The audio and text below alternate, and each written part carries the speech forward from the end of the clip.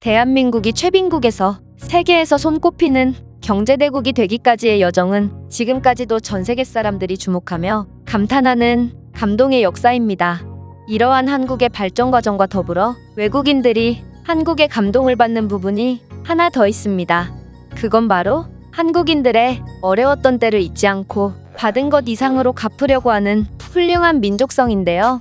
많은 외국인들이 한국인들은 의리가 있고 받은 것에 대해 고마움을 표현할 줄 아는 사람들이기 때문에 한국은 경제대국이자 국민들의 수준도 높은 명백한 선진국이라고 말하곤 합니다. 물론 우리의 입장에서는 받은 것에 대해 감사함을 표현하는 것은 당연한 것이지만 생각보다 그렇지 않은 국가들이 많기 때문에 한국의 이러한 당연한 행동이 오히려 주목을 받고 있는 것 같은데요. 이와 관련하여 최근 글로벌 커뮤니티에서 한 베트남인이 한국과 베트남을 비교하며 베트남 또한 한국과 같은 선진국이라고 주장했고, 이에 대한 어떤 외국인의 답변이 큰 화제가 되고 있습니다. 그렇다면 이 베트남인의 주장을 먼저 살펴보겠습니다. 베트남은 동남아시아의 한국이라고 볼 수 있습니다. 왜냐하면 두 나라는 공통점이 몹시 많기 때문입니다.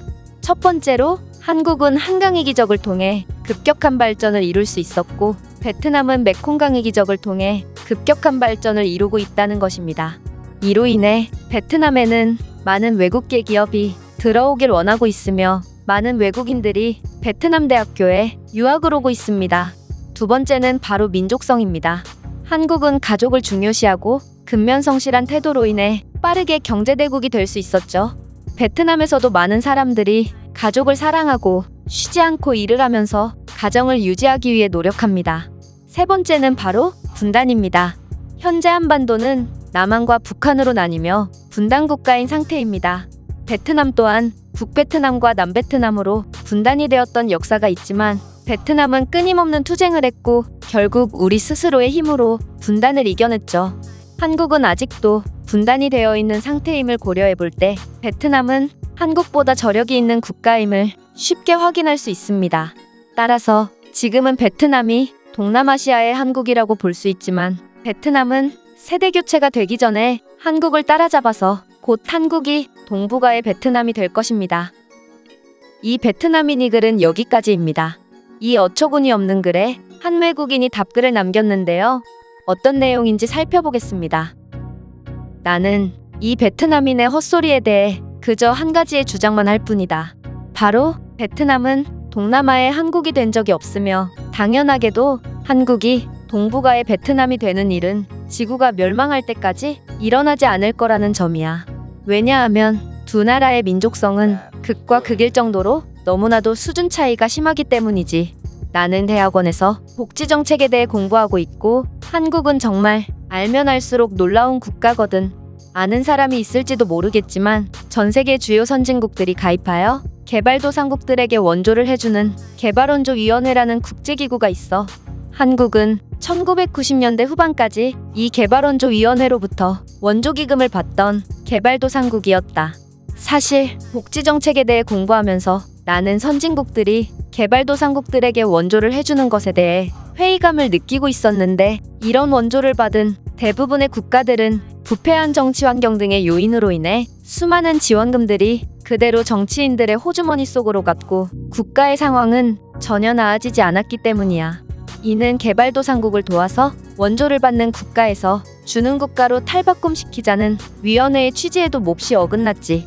그러나 한국과는 달랐다.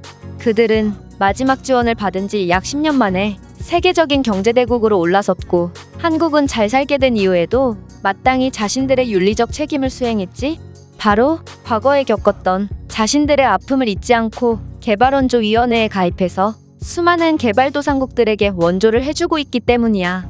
한국과 같이 원조를 받던 나라가 주는 나라로 탈바꿈한 것은 최초이자 유일한 사례고, 국제원조 역사를 다시 쓰는 진귀한 대기록이며 이는 많은 개발도상국들에게 귀감이 되고 있지. 특히나 한국은 한국전쟁 때 군대를 보내준 필리핀과 에티오피아, 콜롬비아 등을 계속해서 지원하며 국제사회로부터 진 빚을 꾸준히 갚고 있다.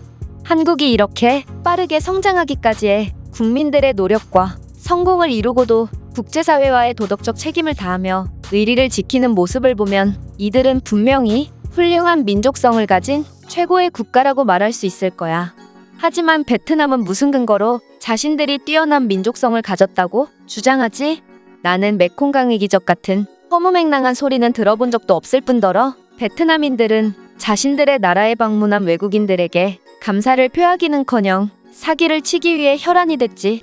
또한 베트남은 한국의 수많은 기업 진출과 각종 지원 덕분에 문명국으로서의 최소한의 인프라를 간신히 유지하는 주제에 자신들의 은인인 한국을 비하하기 바쁘다. 이러한 베트남인들의 처참한 수준을 고려했을 때 너희는 동남아의 한국이 되기는커녕 세상이 멈추고 베트남만 100년 동안 발전할 수 있다고 해도 한국의 발끝도 못 미칠 것이라고 확신한다. 이 외국인이 글은 여기까지입니다.